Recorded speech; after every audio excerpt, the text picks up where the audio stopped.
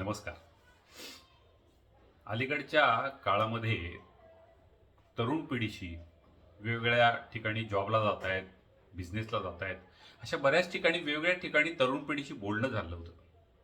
आणि त्या बोलण्यातून ना एक गोष्ट प्रकर्षाने लक्षात आली, जी खरं तर आजच्या पिढीमध्ये जर समन्वय आपल्याला साधून ठेवायचा असेल, मुलांच्यात, पालकांच्यात आणि एकमेकांच्यात एक नातं चांगलं ठेवायचं असेल, तर ही गोष्ट खूप महत्त्वाची आहे, जी माझं ऑब्झर्वेशन झालं. झालं काय, दोन प्रकारे मला मतं दिसून आली या तरुण पिढीमध्ये. काय होती ती दोन मतं? एक तर ना एक लक्षात आलं, ही तरुण पिढी बोलत असताना, की यांच्याकडे ना तंत्रज्ञान उपलब्ध आहे, नॉलेज उपलब्ध आहे, इझी नॉलेज उपलब्ध आहे. या सगळ्याचा वापर करून यांचं ऑब्झर्वेशन स्ट्रॉंग झालंय या पिढीचं. आणि ही जी पिढी आत्ता सध्या जॉबमध्ये आहे, म्हणून आपण साधारणपणे हा जो वयोगट आहे 25 ते 35च्या दरम्यानचा, या पिढीच्या झालंय काय, यांनी आपले पॅरेंट्स, आपले पालक, आपले आजी आजोबा, काका मावशी, आत्या यांच्यातली रिलेशन्स ऑब्झर्व केलेली आहे. आणि ही रिलेशन्स ऑब्झर्व केल्यानंतर ना समोर एकमेकाबद्दल चांगलं बोलणार, आणि मागे गेल्यानंतर काका असाच आहे, आत्या अशीच आहे, सासू अशीच आहे, सून अशीच आहे. ही सगळी ऑब्झर्वेशन ना ही जास्त स्ट्रॉंगली या पिढीने केली असं जाणवत आहे. आणि त्याच्यामुळे झालंय काय, हे जर नात्यांमध्ये कचकच निर्माण होणार असेल, नात्यांवरती एकमेकावरती अतिक्रमण करणार असतील, एकमेकाची स्पेस ज्याला म्हणतात ती जागा पण घेणार असतील, माझंच खरं, माझंच ऐक, ह्याचं प्रमाण जरा जास्त स्वरूपात दिसायला लागल्यामुळं या पिढीमध्ये कंपार्टमेंट तयार व्हायला लागलेली आहे. म्हणजे मला माझं माझं आयुष्य जगू द्या, मला जास्त डिस्टर्ब करू नका, तुम्ही नका माझी तुमची मतं माझ्यावरती लादू, असं साधारणपणे एक मत तयार व्हायला लागले. कारण पूर्वी कसं एकत्र कुटुंब पद्धती असायची, बरीच फॅमिली एकत्र होती, थोडीशी तुझं ऐकलं, हां ठीक आहे, मी माझं ऐकलं. पण आता असं झालं, यांच्याकडे उपलब्धता खूप आहे, भौतिक गोष्टी, ज्ञान, फॅसिलिटीज, या सगळ्या गोष्टी या पिढीकडे उपलब्ध जास्त आहेत.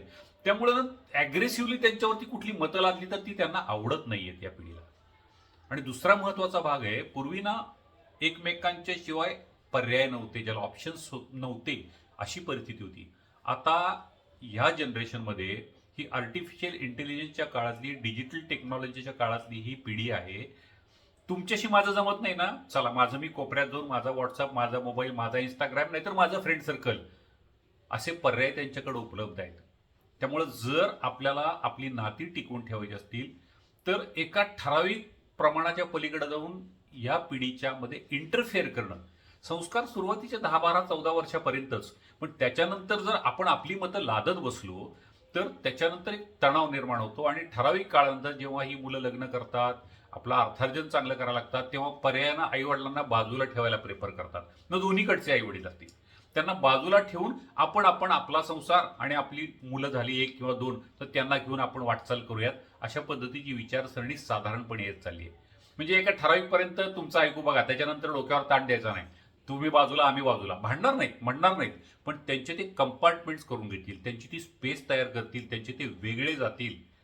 म्हणून कुटुंब जर आपल्याला चांगलं सांभाळायचं असेल, ती मुलं चांगली आहेत, ही पिढी खूप छान आहे, समजूतदार आहे, हे प्रेम पण करतायत, पण आपण जर त्यांच्यावरती आपली मतं लादली तर ठराविक काळापर्यंत सहन करतील. आणि त्यानंतर तुम अपनी जगह पे, हम अपनी जगह पे, आम्ही वेगळीकडं, तुम्ही वेगळीकडं, आणि हे वेगळेपण जास्त होत चाललेलं आहे.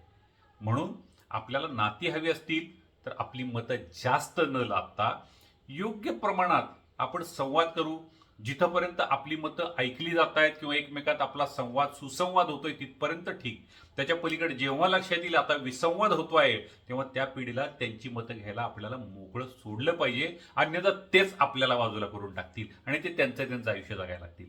हे साधारणपणे बऱ्याच तरुण मुलांची, मुलींची बोलत झालेलं ऑब्झर्वेशन आहे. कारण पूर्वी ना थोडंसं लोड सहन करायची ताकद होती. ही पिढी म्हणते आम्हाला काय आता तुमचा लोड सहन करायचा नाही, तुमच्याशी जमून घेतलं तर ठीक, नाहीतर आमचं कंपार्टमेंट, आम्ही, आमचे मोबाईल, आमची डिजिटल टेक्नॉलॉजी, आमचं आम्ही वेगळं जगू शकतो, तुमची जास्त मतं नको, गुगलवर सगळं अवेलेबल आहे आम्हाला, तुम्ही नका तुमची तत्वज्ञान जोडू.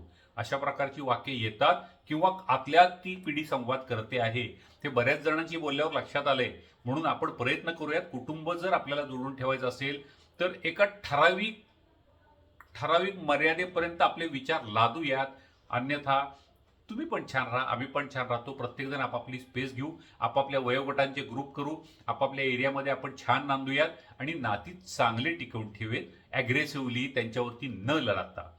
बघूयात, हे माझं झालेलं ऑब्झर्वेशन आहे. आपापल्या पद्धतीने विचार करूयात, पण नाती मात्र जपून कशी ठेवता येतील याच्या दृष्टीने सकारात्मक आणि प्रॅक्टिकल जी पावलं उचलायची ती उचलूयात.